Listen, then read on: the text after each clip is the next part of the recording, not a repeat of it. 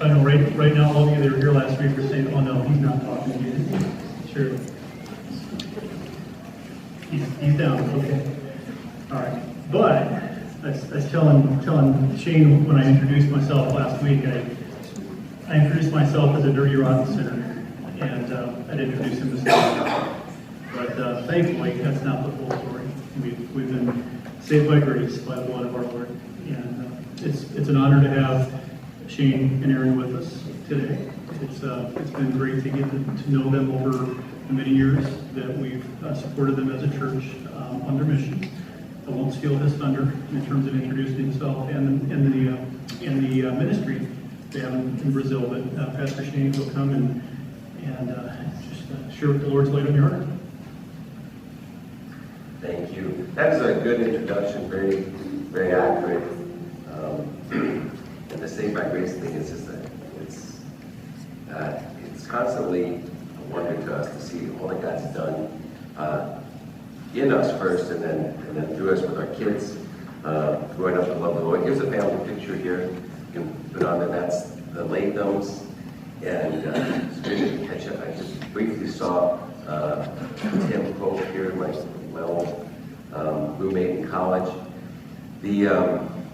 Just to be able to celebrate with my parents. I was on the phone with Dad yesterday. 50 years, almost 55 years as a missionary in Brazil. Is that over 50 years? And just thanking God that for His legacy, and they're continuing faithful in Brazil. Here we have them there, and then our kids. So we have this in foreigners. They use WhatsApp. I don't know if you're familiar with that, but we have a WhatsApp group for our family, which is called Gen 10 100. The idea is that for the next 10 generations, 100%, no one gets away from the Lord. That's our goal. We're saying that to the kids. Hey, listen, kids, know the expectation that your kids, and your grandkids, and your great-grandkids, when we're not here anymore, great-great-great-grandpa Shane and Aaron, and I'm going to put a skull over here. My beard is ruffling feathers there. Is that all right? Aaron gave me the signal to put it down on it. So, so they're starting out well, and we have that vision for them, and they understand that it's possible. It's possible that each generation would follow the Lord. And so Gabe just got married about just over a month ago in Brazil. We were back there for the wedding. Married Nachi, just a wonderful girl who loves the Lord. They wanted to be in ministry together. Gabe was a youth pastor at our home church in Montana, but he couldn't get the visa for her to come marry him here, so he had to, give back that responsibility and go to Brazil, get married. So they started the whole visa process from there. It might take 2 years, but they're going to be very much involved in the church that we were on staff with for the last 10 years. So that's Gabriel, and Camila. She went to Bible college for songwriting, gifted musician. We're so thankful to have her as part of our Gen 10 to the 100%. And she has recently begun to date a guy that we really love in Brazil, him and his family. He also works at the church, and she has a calling for ministry. So 3 generations of missionaries there, and we're excited to see what God's going to do with them. Basically, over the years, kind of along with the introduction that was sinners saved by grace, what we've been learning is these 3 action values: to be, share, and to go. And what we understand is that you can't share in our society today with all the social media. Everybody wants to share stuff. Share a picture of a place they never went. Share a verse they didn't read. That kind of thing. But we understand in our own lives. We told our kids, listen, if you're going to share something, share a picture of the sunset you took, or the sunrise you woke up, the verse you read this morning, because authenticity is the most important thing in discipling. And we've found that in our own lives, to be. You have to be before you can share, and then go to the end. So we want to be authentic disciples who share God's gifts as we go into all the world towards God's end vision. And the idea of end vision is that God already knows where the whole story is going, right? He knows what the end is like. He's actually written about it in a book called Revelation. I guess you guys will be talking about that. And so God has shown us where it's going. He's shown us where it's going. And so any person from any time, any culture, if they want to have a significant life, they just need to connect into God's end vision and live with all they have. So how do we do those three action values? Everything we do on the mission field is connected to those three. So to be, as we are continuing to be turned into and be formed as authentic disciples, we want to disciple others. So that has to do with our mentoring schedule. We've had, Aaron was on the phone early yesterday morning with one of the pastor's wives in Brazil. We just got some pictures from the new church that's being planted in Latham, this meeting already this morning.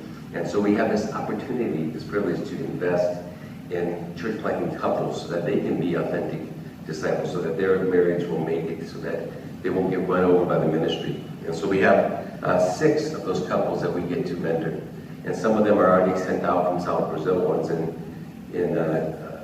Jamaica, the other ones are there in Rio, but most of them are locally down there that are planting churches that we can actually go visit their church and be a resource to them. Then the share part is basically networking with Brazilian churches that have a dream of another church, and so we can come on board with them for either a workshop or just a period of time of training and help them think through how their area can effectively plant a church.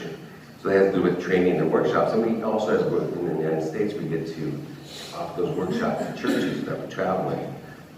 So there's 7 of those workshops that we offer.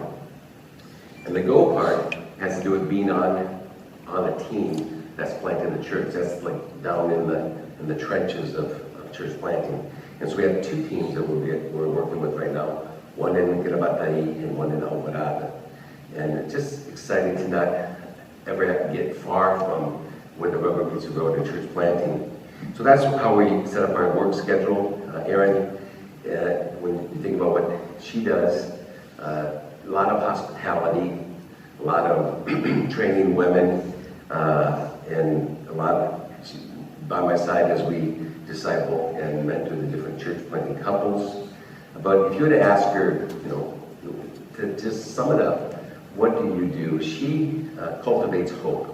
That's what she does. She's a cultivator of hope. When people share their story with her, she listens, and she's able to inspire them that God's going to work in their lives. And so she's a cultivator of hope. And if you were to look at my schedule, a lot of times I get to do different activities. I get to teach wrestling at Brazilian Jiu-Jitsu schools, some MMA places, and basically bring in the wrestling side of things that they don't have. That was amazing. That started a few years ago, about 2016. I was doing a discipleship with another missionary at a coffee shop, and he said, hey, that guy over there is one of the best jiu-jitsu coaches in the world. And so we included him in our conversation, kind of evangelistic opportunity. And what he said was, hey, if I ever had someone come teach wrestling at my jiu-jitsu school, which at that year was the best in the world, except 2016, and this year they got it again, the best in the world. He said, it had to be an American, because Americans know wrestling, judo is with Japanese. That's what he said. I said, well, I could come, and when he said yes, I had to go back, YouTube, how do you teach? Dad and I have had this, we teach kids wrestling, but a high-level competitive team like that, world champions. I was pretty nervous, but you take a risk, and you go, and God will do something with it. And so that I was able to give 2 classes, and then they went to Abu Dhabi for the World Championship. And I get this WhatsApp audio back from that coach, and he says, Shane, you won't believe it. One of those guys, he just won the World Championship on an ankle pick that you taught him 2 weeks ago. So God does those things, you can't plan that out. And from then on, I could pretty much teach wrestling in the Indian Jiu-Jitsu school in South Brazil. And that's continued to give us influence. About 3 World Championship athletes accepted Christ during the following years after that. So I get to do things that are outreach related, sometimes speak in motorcycle rallies, things like that. I use culinary evangelism. That's my favorite smash burger right there. We have a Instagram called Come to the Table. So want to check that out. Just come, dock to the table, and what we do is we just say, hey, if you're coming over, sometimes it's people that either it's a mentoring situation or it might be even, like just a month ago we had somebody, it was an evangelistic situation. They just look at that Instagram, see what you want to eat, and we'll make it for you. And that's a nice way to have people want to come over. But if you were to ask me, what do you do, sum it up, God has called me to inspire risk takers. To inspire people, and sometimes that risk is just to step into a relationship with the Lord, and sometimes that risk is to commit your life to serving the Lord. But that's what Erin, she cultivates hope, and I inspire risk takers. And I hope that today, through what we do, what we say, you will be inspired to take a risk, to serve God in a way that maybe you've just been waiting for the opportunity. I want to come back to the man in the top part of the photo there with his arms raised. He just baptized his friend. His name is Madi. And I'll come back to him in a little bit. We get to serve God, so we get to cultivate hope and inspire risk takers. That's what I wanted. Thank you, Dave. We get to do that in South Brazil. Rio Grande do Sul is the state. And very diverse state. They have beautiful coastline, but also up in the mountains about 2 hours from where we live. They have the German and Italian cities there that can actually snow during the winter. Wonderful meat, from Brazilian barbecues kind of come from that part of the country. And they also have a lot of industry in agriculture. The capital city where we live, Porto Alegre, about 2.5 million people, and the church that we've been working with the last 10 years is right downtown in that capital city. A lot of spiritual confusion down there. If you were to talk to most people, they would say that they're Roman Catholic, but basically most of them are nominally Roman Catholic, and there's a lot of people that are both Spiritist and Roman Catholic. So when they really want to get something done, they would go to have a Spiritist, we probably call it a witch doctor here, do an offering for you to get a job, or to either hurt somebody or to bless somebody. So that's the kind of thing that's a spiritual climate of confusion that we live in down there. And so the story, we just celebrated 30 years of marriage, and so is that we'll go to the next slide. There you go. It all began back in 92 when Erin agreed to marry me, and 8 days later we moved to Brazil. I don't recommend that. Certainly wouldn't let my kids do that, to get married and go right into the ministry. But basically from then on, we were either pastoring in Brazil or raising support to go back. And so the ready season there is 92 through 96. And I think, I'm not absolutely sure, but I think that this church that's probably when we came to visit this church for the first time in those years from 92 to 96. So we get down to Brazil in 96, and we had this plan on a napkin there that we were going to help an existing church plant another church. And we do that by going to bless this existing church, strengthen them, and then go into the neighboring city with them and start the first small group. And that small group then multiply. So we wanted to start a church with the people before the building. And so what happened was when we got to Brazil, and we decided it was a good decision for us and for my parents that we weren't going to work in the same church together. Initially, we thought, okay, we're going to work with mom and dad, and I think we're really close now because we made that decision back then. So we help them out occasionally, and they can come over and help us out. But they have their own ministry. But one thing that I didn't get right was I should have looked for another church in the area that was planting churches, wanted to plant church, and we should have been continued on with the plan of working with an existing church and then helping them plant a church, because then we ended up just going and working by ourselves, and that's not good for a young couple like us that sinners saved by grace and still have a lot for God to do in our lives. So God blessed that plan. We did see one church start, and then the second, and then the third church in that area, but there wasn't the accountability that we needed. And we had both come from a teenage background where we were pretty messed up. Me in Brazil as a missionary kid and Aaron in Montana. And when in the environment that we were sent out from, happens a lot. You decide you want to serve the Lord, but there's no discipleship. There's no going back and kind of rooting out all the things that were problems, and you just kind of, that stays behind, and you go forward. So at the end of planting the first 3 churches, we had to come to a pause season in our ministry, and it was the most important thing we did, was to ask for help. And that's where from mid-2008 till early 2011, the Brazilian church that we're working with, they took over our care. We were able to hand the churches over to Brazilian leaders, and then we came back, and our home church in Montana took care of us for just over a year. And we were able to save our marriage and also keep the kids from getting bitter at the ministry because mom and dad just keep plugging forward when everything's a mess. And so we were able to have the pause and grow. And when we did go back into ministry, full-time ministry there in 2011, we were able to go with the blessing of our home church and also the invitation from the Brazilian church for us to come on staff with them. So that wasn't really the season for us to raise support. In that time, it was a time that we needed to be under another leadership. So when we got to Brazil, they invited us to this church, running about 300 people, Montserrat Baptist Church. They said, why don't you guys come on staff, do everything you're going to do as a missionary, but just be a Brazilian pastor with us. So we went on staff there, and we were able to work alongside them and learn so much. That was the last 10 years we were with that team, and that church grew from about 300, just today probably about 2,500 people in that church. And basically during the 2020 lockdown, we were understanding from God that our time there, our mission alongside that team was fulfilled. And they also came to me and said, hey, we don't want to have the campuses, because our role, we helped them start 6 campuses surrounding the main campus. And what God was talking to the pastor was, hey, I don't want to be a multi-campus pastor.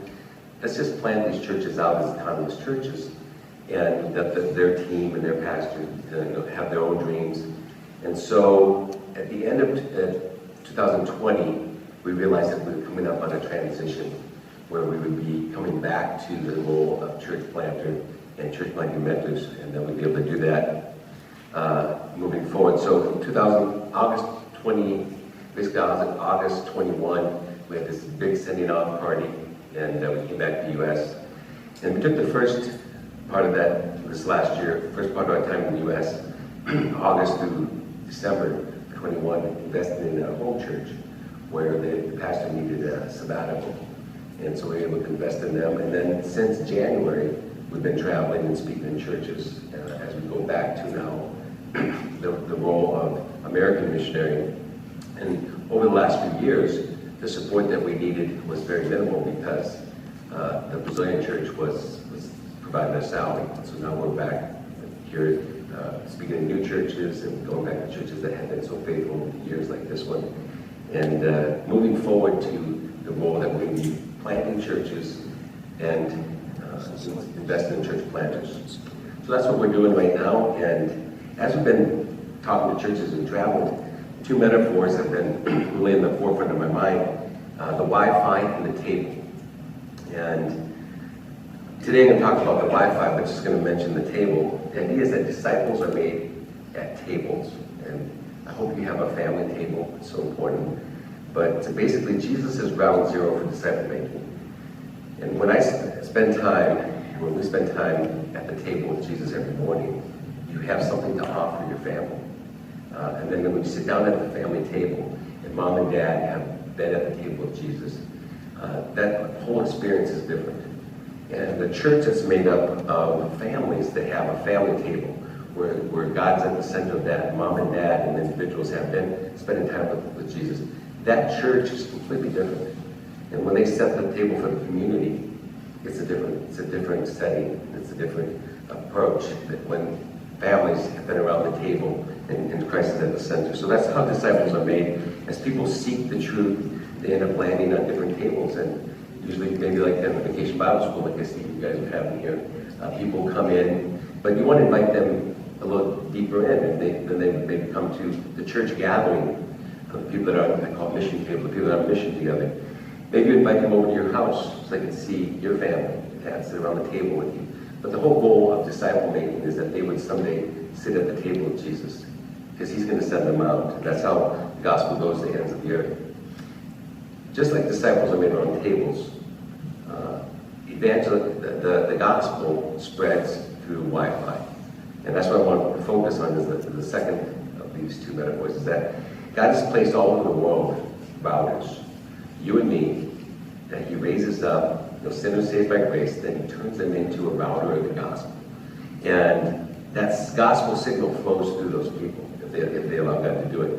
And I don't know if you ever had the situation where you had full bars on your device, but there's no downloads. It looks like you got a signal, and you're like, it should be downloading. Then you go find out that it's either unplugged, maybe the internet is not connected to the router, and it's just the router sending out an empty signal. That's what religion is like.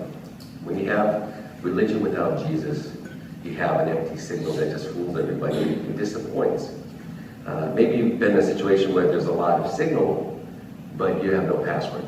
And you're like, man, if I could just lend me their password, I need to send a message desperately.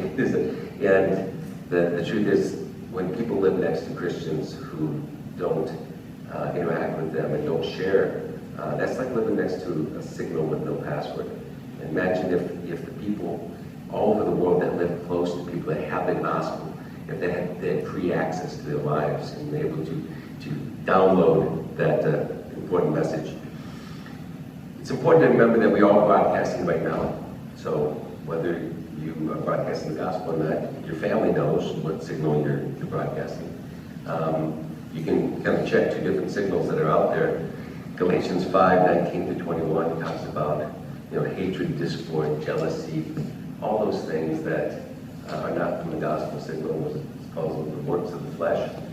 And then Galatians is a little bit farther along in that passage, Galatians 5:22-23, love, joy, peace. If you were courageous enough to leave today and ask your spouse or your kids, say, hey, what is my signal like? What's it like to sit down at the table with me? Am I grumpy?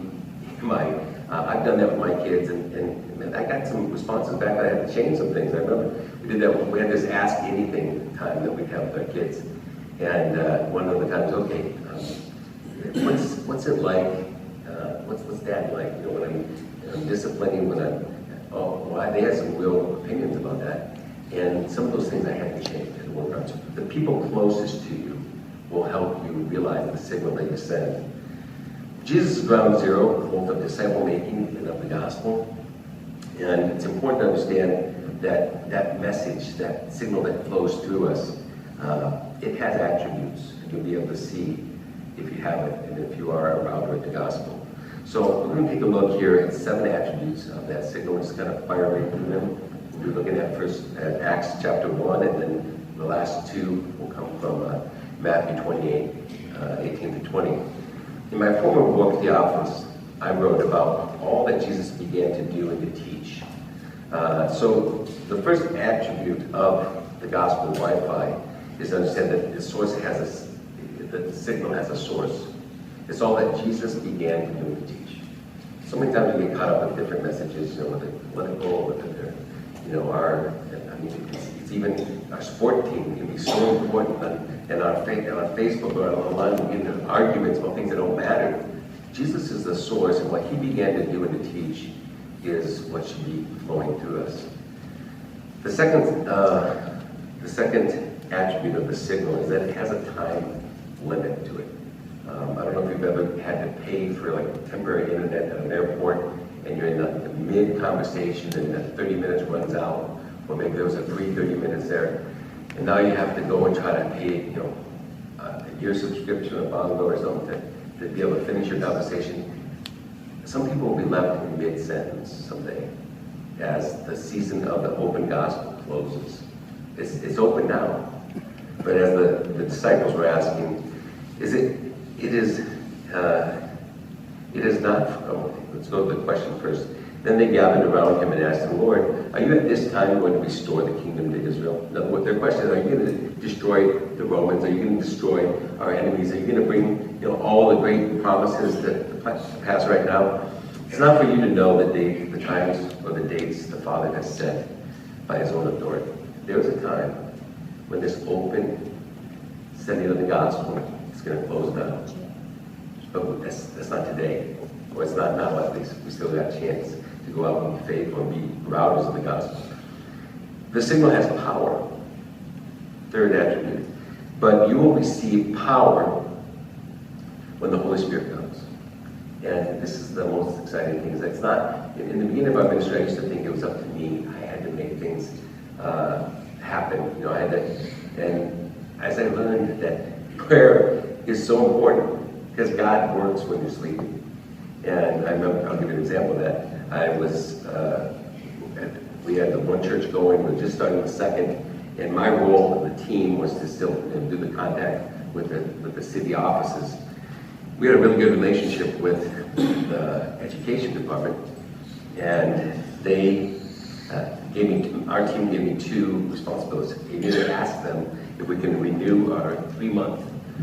The 3 months were coming to an end of using an agreement to use a school, public school, to meet in for a second church. And also we wanted to start a new work, the third church, in a neighborhood called Bogle. It was a very dangerous neighborhood close to the downtown. And so I had those two things. So I went home, lunch, and you know how everyone works while you're sleeping, I took a nap. And so I woke up with the phone ringing, and it was the city education office. And they were calling, hey, Jay, we had a meeting this morning, and I was given 2 things to talk to you about. Well, I had to call her too, so yeah. Well, first is, have you realized that that agreement for the school is coming to an end? Yes.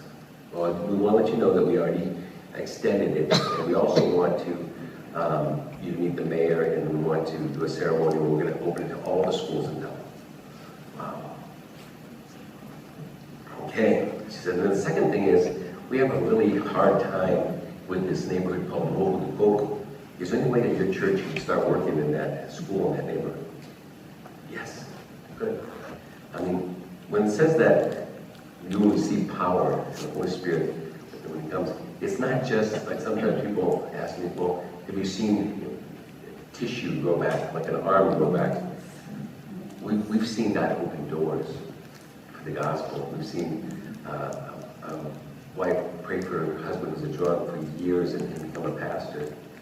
And we've seen the drug dealer of our neighborhood, a dangerous person, come to know the Lord. And that's the power of the gospel. And his name was Paul. One day I was about ready to leave. It was right during that beginning of that pause time where we were going through the months where we were going to hand the churches back. Aaron and I felt very defeated at that time, and God was going to lead us into a season of rebuilding our own marriage. And right during that season, the drug dealer we've been praying for years comes and knocks on my door. And he says, Shane, can I talk to you? Well, sure. I said, hungry. Paulo, the cat, Paulo Gato was out front. The cat, because he could run away from the cops and never catch me. So he came in and he said, well, I've heard, that you've had some, people talk.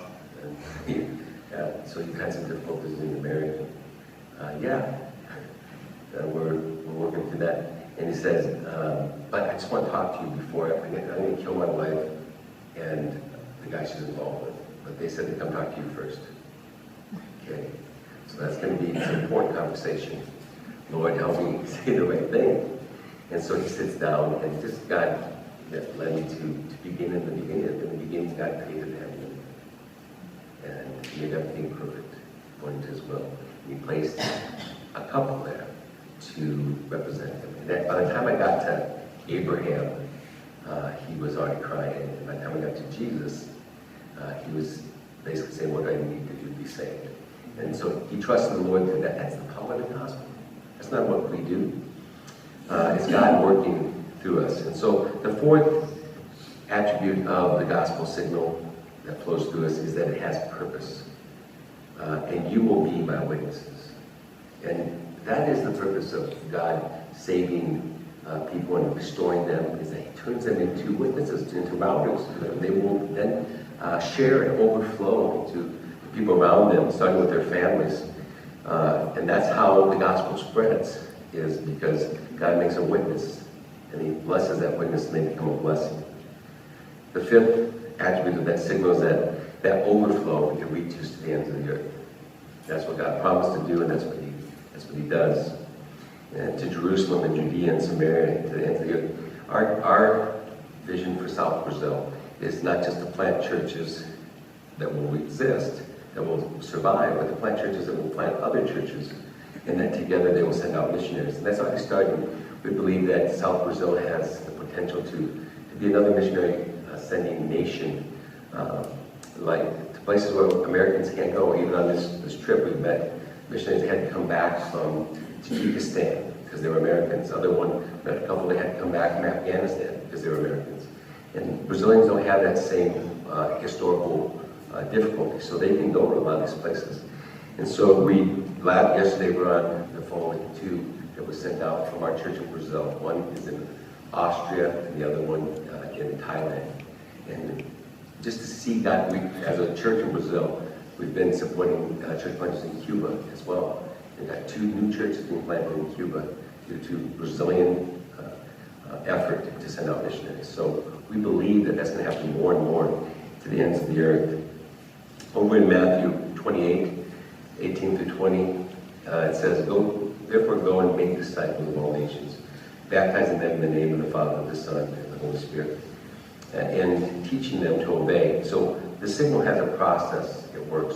It's not just giving the news of the gospel, it's teaching people to obey the God of the gospel. And that's what disciple making is all about, to be disciples who make disciples. And some of our partners, our leader from our mission, DNA Global Network, he works a lot with the guys over in the Bali area, over in Indonesia. And they have, those Muslim countries, they have thousands of house churches. And I've asked them online in a forum, what's going on? It's a very simple strategy, teaching people to obey. That's what you do. So when they have a small group Bible study, they don't go into new content without dealing with the last content that they sent last week out. So at the end of any Bible study, if you ask, okay, what did God tell you? What are you going to do about it? And you actually leave here today even and say, this is what I'm going to do about that. Imagine if next week, before you went into the Bible again in the study, someone would say, how did it work out? Did you do what you said? That's different than just teaching. That's disciple making. And that is the process of the gospel, to make disciples, baptizing them and teaching them to obey. And then 7, the signal has a promise. It says, and surely I am with you always to the very end of the age. And you're going to need to rely on that promise. When you get yourselves into the nooks and crannies that the gospel signal is going to lead you to. I remember on the beach, we were celebrating, it was the day after my birthday, so it was December 3rd, 2005. Abe was 6 years old. We're celebrating that the couple that have been working with it runs a kiosk right on the beach. They just trusted Christ that day after over a year of investment. During the hot summer months, we were out there. They ran the kiosk mostly for surfers there on the beach. And Aaron was cleaning their bathroom. Very filthy, stinky bathroom on the beach, where people go in sand all over the place. And if you say, hey, I can't ever get into that, I can't get the gospel across, go clean the bathroom. It opens doors. Okay? So Erin did that, and I would be teaching what she did. She did the more missional part of that mission. And the couple finally came to us this day. It was a very windy day at the beach, and our kids were surfing with their kids, some grown kids. And they said, Shane, we had co-signed on a building for opening a house of prostitution on the off season. My wife was going to be the mother to the prostitutes, and I saw my kids playing alongside your kids, and your kids singing those songs from the church. I said, I can't do that to my family. I can't put my family through this. So we ran and took our name off that, and then they opened a butcher house. So similar thing, but better. They opened the butcher house on the off season. So that happened that day, that they trusted the Lord. And then we went across town because we also had a Bible study starting with the fishermen and the surfers don't. And so we were there beautiful sunset, and Gabe and I were taking a picture on this dock, and in an instant, everything changed. He grabbed a rope that was holding a boat out of the water in a lever, a metal lever like that, and they came around and took a piece of his skull out. And I looked at my son, his brain is showing, and he's missing a piece of his skull. And we picked him up, ran to the little medical outpost they had there. And by the time we got there, he wasn't breathing, his heart had stopped. And I was desperately praying. And they took him in there with CPR, came back. Now we're waiting for a helicopter or something to take us to the big city. Ended up going in an ambulance, and a person keeping him alive manually because they didn't have an emergency ambulance. But during that whole time, this promise here, and surely I am with you always, to the very end of the age, was so important. People were praying for us all over the world at that time. And God used that. Just like He used our pause, just like He used so many things. The worst things that we go through, if you give Him back what He'll use them. And so the gospel, it spreads like wildfire, and God has chosen you and I to be the rockers of the gospel. What is God saying to you? What are you going to do with it? Thank you. Call my brother up here for the closing song. We do have some cards that we'd love to give you if you want to pray for us. Thank you.